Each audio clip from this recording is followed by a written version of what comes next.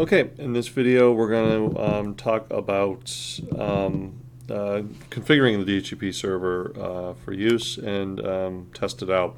So just to let you know where I'm at, I am currently configured the server to have a static IP of 10.161.1.253. I am on, let me click on devices and network as massive attack comes on the radio. Alright, so I'm on Ethernet adapter number 3, which is on, and I'll bring it up so that you can see it. Again, which is on the 10.161.1. It's /25, and so therefore the network address would be 128. The default gateway address is going to be 254. All right, so that's where I'm at. So that's the network. All right. So I just saw that IP address and warning bells went off in my head, but I'm set and I'm able to ping. All right. So currently, so we installed the dhcp server. What I can do is use system control. So if I do sudo system ctl status. Actually, I'm going to do a stop because it might actually already be running. ISC dhcp, and I can tab that out, server, and then I'm going to stop it, and then so I can do a status and see where that service is currently at. Since I just stopped it, it's going to say stopped. Now, when you first configure it, you're going to have to set up your dhcp conf file, which is under sudo it's under etc dhcp dhcp dconf. So I'm nanoing that. This is in seconds, just FYI. Default lease time means that's what's going to hand out if it doesn't ask otherwise. I'm going to change that to 1200. Max is if the client asks for even more, it will offer up to that amount of time. You read the instructions and figure out how much time you want to give. But right now this is set to do 1200 seconds. 1200 seconds is what? I have to do some math. There's 60 seconds. There's 3,600. 3,600 seconds. So that'd be a half hour. So is it 36? No, that'd be less. That'd be a third. So 20 minutes and 40 minutes would be what these are currently set at. So this is kept in seconds. All right. You don't have to worry about setting up DDNS, so we're going to keep that disabled. What we need to do is set up, and this gives lots of examples. All right. What we need to do is set up a subnet to start handing out IP addresses out in that subnet. Now, this is the one I've already established. I typed it out myself. I'm going to save myself the typing time by putting it in there. But there are still going to be some so I'm hitting the delete key to get rid of that. There we go. So essentially, subnet, you establish the subnet, you give it a subnet mask, you use a bracket. Everything I tabbed out to this option routers. So that way it hands out the default gateway. That's what option routers does, as we talked about in class. Option subnet mask 255.255.255.128. So that's the subnet mask we're going to hand out. This was extremely optional, but I put the domain. I put 106inc.com. I made this box 253 the domain server. And then I set up a range. So again, I tabbed, range, tabbed. I start off at 128 and I'm going to hand out at 150. There are clear errors in that, and I did that on purpose, okay? So I can show you me troubleshooting it. This is setting up a specific host, as you're going to have to do per the instructions. In this case, and again, this is not what you have to do, but this is what I'm doing as an example. I set it up to hand out this clearly made up hardware Ethernet address, the MAC address, and then I gave it a fixed address of 250. All right, so now that I've taken away all my comments, the pound signs which made up comments, I'm going to write out to that file, and then I'm going to Control X. All right, so now that I've done that, I'm going to try to start the server. And I believe I'm going to get errors. So this is what it looks like, right? So I'm telling it to start the server. It's just going to come back and say, yay, everything's fine, or it won't give me any message. But if I do a status, it's going to not be happy. As you can see, it says active failed right there. Okay, so what do I need to do? Well, Control C out of this. I need to look at the syslog. All right. The syslog is rather large. Okay. I'm going to go through all the things I was just setting up. So here's the syslog. All right. If I just did the cat on the syslog, it will go for a while. All right. So what we need to do is be smart. We need to filter it out. So we'll use our good friend grep, and we'll look for anything that says dhcp, dhcpd. Okay. All right. So what this says right here, if we go up and look for an error, okay, it says line 117 semicolon expected. All right. Now you can go through and you can count the actual lines. Let's go back to the configuration, the conf file. All right. And we'll look for somewhere around line 117. I don't know exactly where it is, but I know it's looking for a semicolon, and those semicolons are at the end of a line. I see right here it doesn't have a semicolon, so let me add that in. That's still not the only error. I'm going to Control X. We'll try starting again.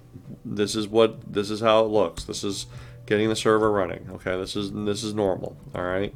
So we'll check status. Oh, now we're active and running. That's weird. I'd expected an error. Oh, I see. I know what happened there. Yeah, I had a typo earlier before about with the 128. Although 128, I don't like that because that is the network address. So I'm going to take that. I expected that to throw an error on 128 because my network is 128. So we'll just make that 129. Let me write that out. Control X. Now that I've made a change, I have to stop the server. I can restart it. So I'll do a restart.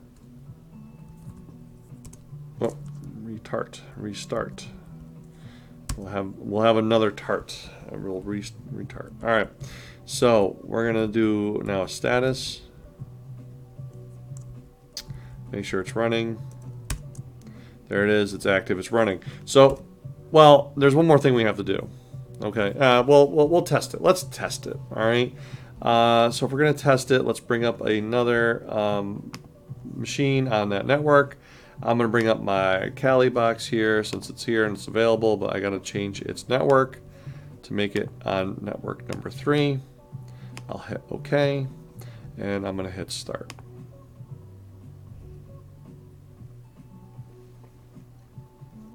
Okay, it is booting up. Le boot. Kali's fairly quick.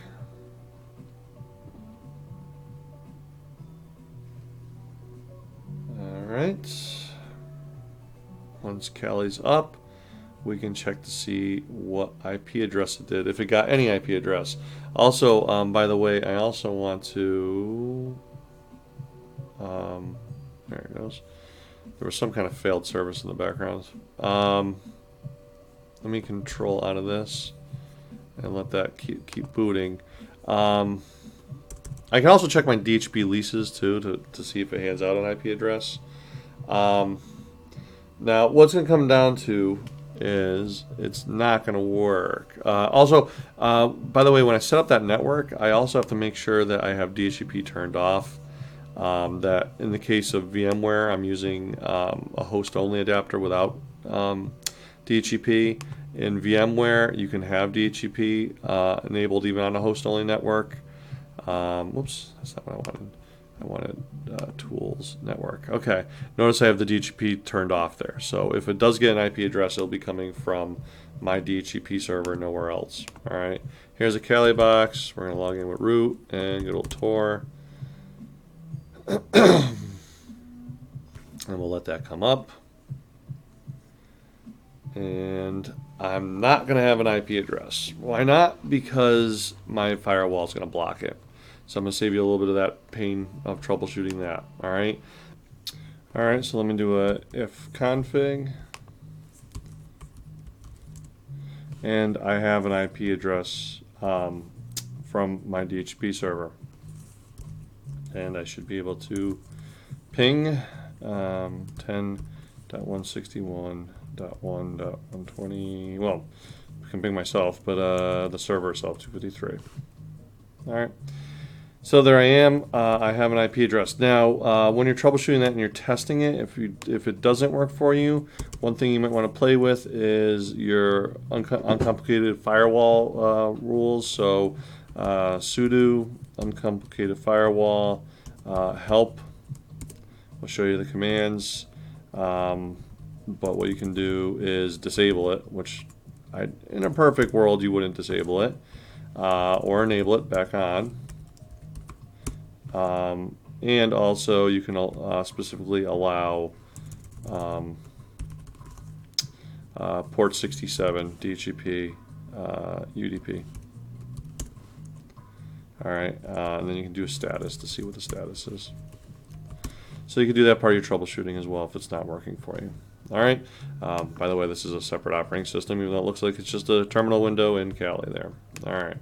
So there you go. That's setting up DHCP. The DHCP conf is the most difficult part. Again, let me go back here.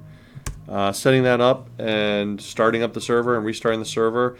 When you're done, that's what you're going to actually. Whoops! I just hit Control C. I'm going to Control Exit. When you're done, you're going to copy that file over to your share directory. So in this case, copy. Where was it again? It was under etc. Sorry, my brain gave up there for a little bit. DHCP, and then dhcpd.conf, right?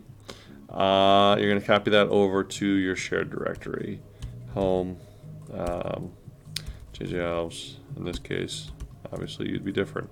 Share, and then I should see it over in here.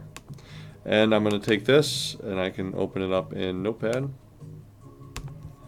And I can copy and paste that into my folder, into my the project, into the assignment that I'm passing in.